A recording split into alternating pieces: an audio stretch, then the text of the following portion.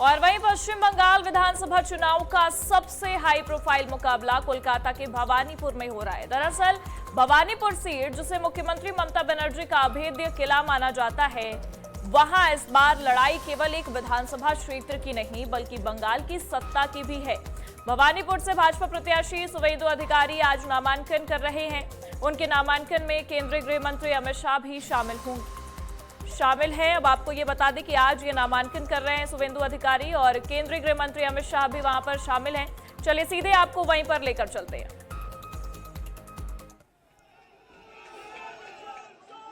मैं आज बंगाल की पूरी जनता जो टोलबाजी से त्रस्त है,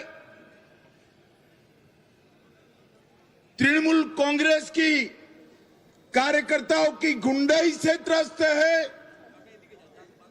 महिलाओं की असुरक्षा से त्रस्त है, बेरोक टोक घुसपैठ होकर बंगाल की डेमोग्राफी चेंज हो रही है। बेरोक टोक घुसपैठ होकर बंगाल की डेमोग्राफी चेंज हो रही है, इससे त्रस्त है। आए दिन बम धमाके, गोलीबारी से त्रस्त है, युवा बेरोजगारी से त्रस्त है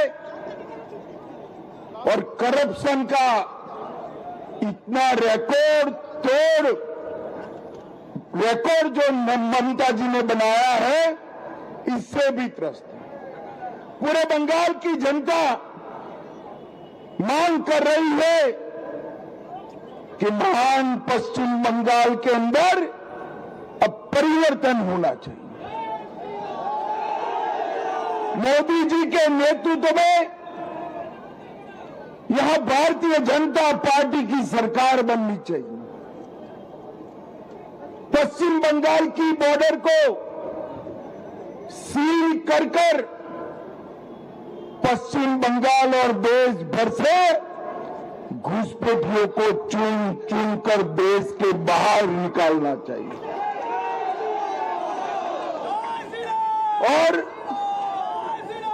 कवि गुरु की कल्पना का सोनार बांग्ला बनाना चाहिए। इसलिए पूरे बंगाल की जनता परिवर्तन के लिए तत्पर बैठी है, तैयार बैठी। जहां जाते वहां कहते हैं 5 मई को भाजपा सरकार आने वाली है। मगर मैं आज भवानीपुर के मतदाता भाइयों बहनों को विनती करने आया हूं।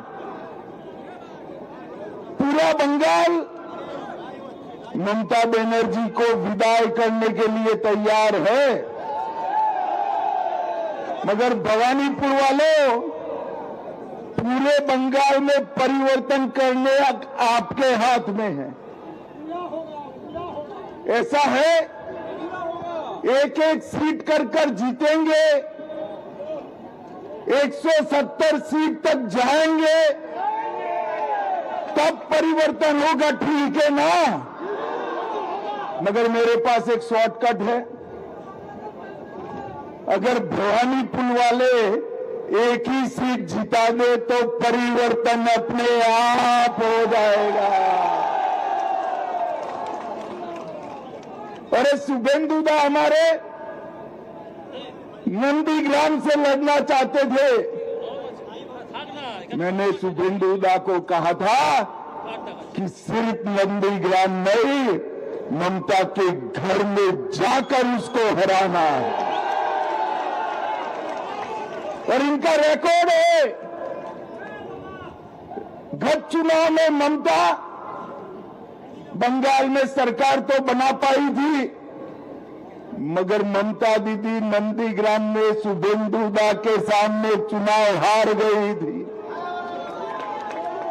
इस बार ममता जी पूरे बंगाल में भी हारेगी और भवानीपुर में भी हारेगी। आज सुबह कुछ पत्रकारों का फोन आया कि वातावरण तो बहुत अच्छा है, बंगाल की जनता चाहती है कि ममता बनर्जी चली जाए, तृणमूल के गुंडे जेल में जाए, भाजपा कार्यकर्ताओं की हत्या करने वाले को चुन चुन कर जेल में डालना चाहिए। तो उन्होंने बोला भाई तकलीफ क्या है?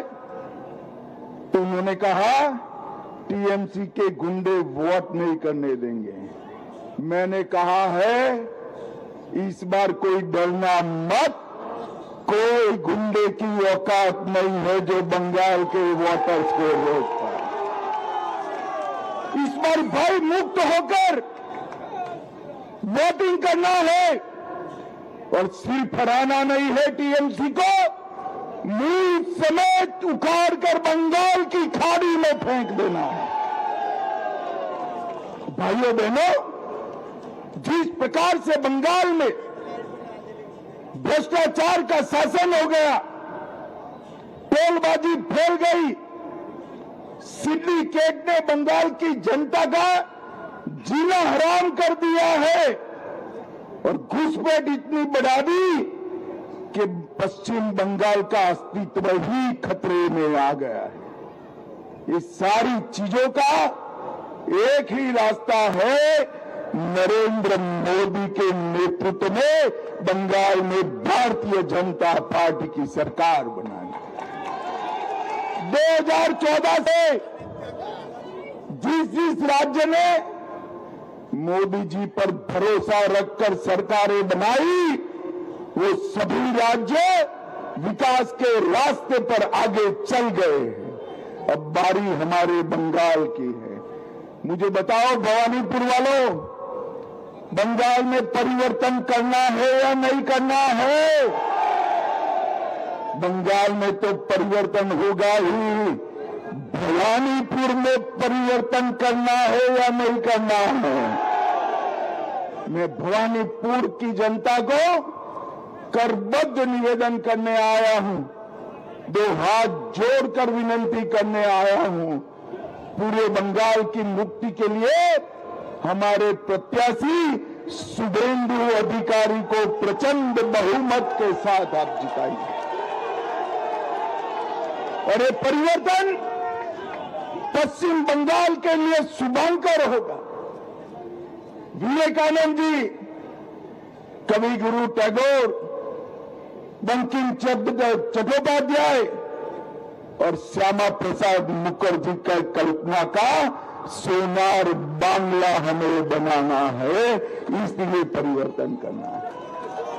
तो फिर से एक बार शुभेंदु दा, हमारे डॉक्टर स्वपन दास गुप्ता, बहन शत्रुता घोष, संतोष पाठक, हमारे चारों प्रत्याशियों को चुनाव जीतने की बहुत बहुत शुभकामना कर भवानीपुर वालों को पूरे बंगाल के परिवर्तन की जिम्मेदारी आपकी है, इसका एहसास कराकर मेरी वाणी को विराम देता हूं। मेरे साथ बोलिए, जय श्री राम, जय जय श्री राम, वंदे वंदे वंदे, भारत माता की।